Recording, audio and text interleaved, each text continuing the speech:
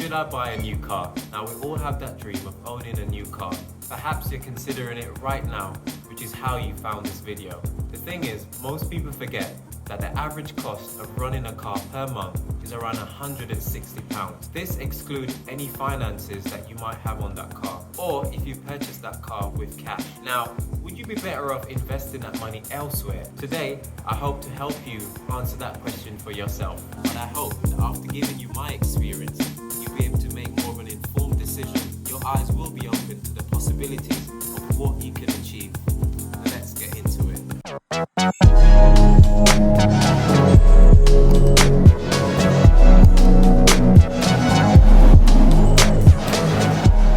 Now this is my baby here, my workhorse as I call her. I bought this car just under 2 years ago for around £600. In fact, I paid exactly £600 for this car from a friend of mine back in London. Now he no longer needed a car, and I thought I'd help him out by taking it off his hand for a very reasonable price, of course. Now I only needed a car to do my runarounds and to drive to school. Another huge benefit of having an old car like this is that I don't have to worry about it getting messy or dirty or anything like that. In fact, I'll show you a few of the pictures of what I've put this car through since having it.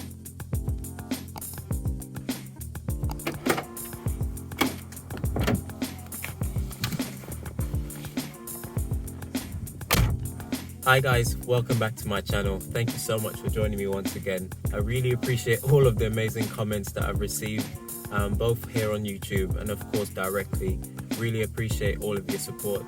For those who have benefited so far from my content, thank you so much. Really do appreciate it. And I hope that you continue to watch as I carry on this journey. As always, please don't forget to comment, like and subscribe to this channel.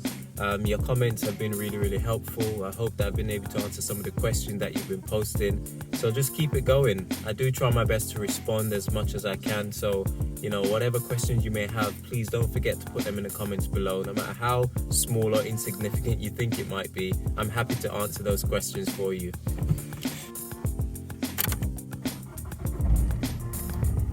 Yes.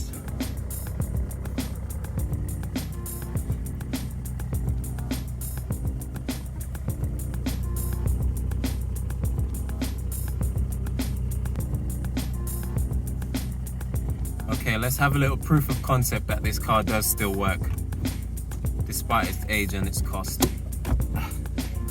Okay, let's take it for a little spin.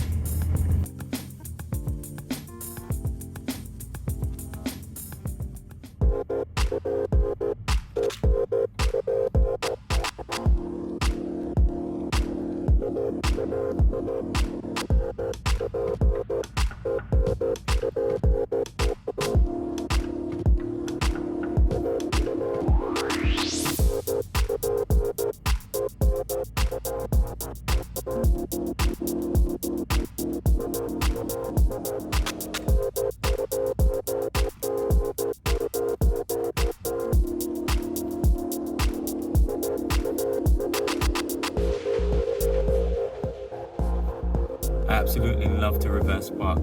I don't know, I've always preferred it rather than to drive straight into bays. It's just me, it's weird, but I absolutely love it. Now, according to automobileinfo.co.uk, the average running cost for a car in the UK per year is around £3,376. Now, this includes the breakdown that I'm now showing you on the screen right now.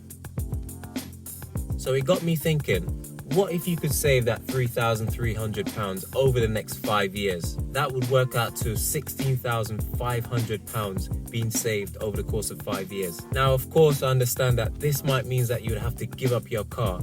And I do understand also that this isn't possible for everybody. Like, for example, myself, I need a car in order to get to work, in order to look after my family. So I do need to be able to drive, as public transport isn't very reliable or practical in the area where I live. But is there a solution to reduce the amount you spend on your car? That's the question of the day. Now, this is where my story comes in. Now, my wife and I could have bought a new car years ago so that we can keep up with the Joneses and have the latest car. The fact of the matter, we were both working and we could afford to take out a car on finance perhaps. However, we decided that we wanted to do something different, in that we wanted to save that money that we would have spent on a new car instead and use that money to invest in buying our first home in order to build for our future. Now on this channel, I'm all about investing in a practical way that will enhance your lifestyle, especially in the long term. Sometimes we really have to look ahead and see the long game rather than sticking to the short-term goals. Now, obviously, we've now bought our own home and everything is going well. I suppose the question I can now ask is, do I actually want to buy a new car? And if I'm being completely honest, that answer is simply no. Now, here's why my answer is still a definite no. Say, for example, I went to the dealership and decided to buy this very car, a Vauxhall Astra, the latest model, 2020. That car would cost you around £20,000. The minute I drive that car out of the dealership, immediately the value of that car begins to depreciate. And that's the main reason why I do not want to buy a new car. Depreciation. Now, what is depreciation? Depreciation is simply how much an item decreases in value after you've purchased it. For example, in this scenario where I'm using a Vauxhall Astra. Now, listen to these figures. It said that your car value depreciates around 20 to 30% in the first year of purchasing it. From years 2 to 6, the depreciation goes from 15 to around 18%. Now, this is in accordance to Black Book, which tracks the value of used cars over a period of time. Now, as a rule of thumb, in 5 years, a car will lose approximately 60% of its original value due to depreciation. Now, I know some cars might hold their value slightly more, but the facts still remain that a car is not a good investment because, for example, if you then want to resell that car after 5 years, you'd have lost at least 60% of its original value. So the question then is, what is the solution? Or even, is there a solution really?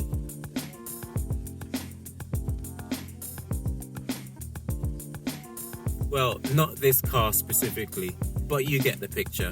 I'm talking about used cars here, people. Here's a fun fact for you. A new model Vauxhall Astra will set you back around £20,000 for an entry level. This, my old workhorse here, my trusty, also reliable banger, jack of all trades, and master of all, I suppose. It can do all of the fundamentals that I need a car to do, the same as that brand new 2020 Vauxhall Astra. Now, here's a fun fact for you. This car cost me £600, while if I was to upgrade and buy the latest model of this car, it would set me back around £20,000 just to purchase it. £20,000 versus £600. Now, if you were to divide 20,000 by 600, you'll get a total of 33, give or take, which basically means you could buy 33 of these cars for the price that you'd pay for one brand new Vauxhall Astra. 33 cars. I could essentially have a car for every day of the week for a whole month. Now, I know you're thinking that's a bit extreme. And the fact of the matter is, a brand new car is going to perform a lot better than this old thing. Let's be more realistic then. If I was to buy a 6-year-old model of the latest version of the new Astra, it will set me back between £5,000 to £7,000, saving you at least £13,000 off a brand new one. Now, this car would probably have similar tech, in good condition, does exactly what the new car does. This would leave you with enough money to not only buy another car of a similar spec and year, but also you could have enough money to run that car for years to come. Whether it be something that needs to be repaired, breakdown, you name it, you'd have enough money left over to see you into the years to come. Or potentially you could invest that $13,000 elsewhere. The choice would then be yours. Now, the data suggests that there is a sweet spot for where the value to the rate of depreciation for cars is at its lowest and best. This data suggests that this is between 5 to 10 years. So if you buy a car between 5 to 10 years old, you probably benefit more because the depreciation level will be far lower than if it was a brand new car. In other words, you wouldn't be losing as much money as you drive. Now, I can already hear you saying, yes, Kenroy, what about the fact that old cars tend to break down a lot more? Well, the simple fact is, the amount of money you'll be saving from not buying a brand new car will then allow you to be able to do so much more than just paying for repairs, but also potentially doing other renovations and other projects around the house. Let's not forget also that new cars can break down also.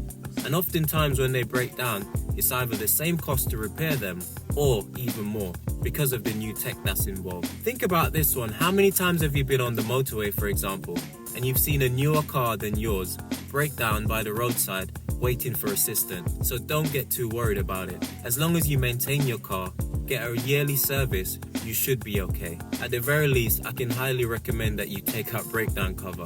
If, like me, you absolutely love getting stuck in with DIY projects, buying an old house, renovating it bit by bit, clearing out all the rubbish from the garden and finding the cheapest way to get that rubble and rubbish to the recycler center, then a trusty workhorse like this is just for you.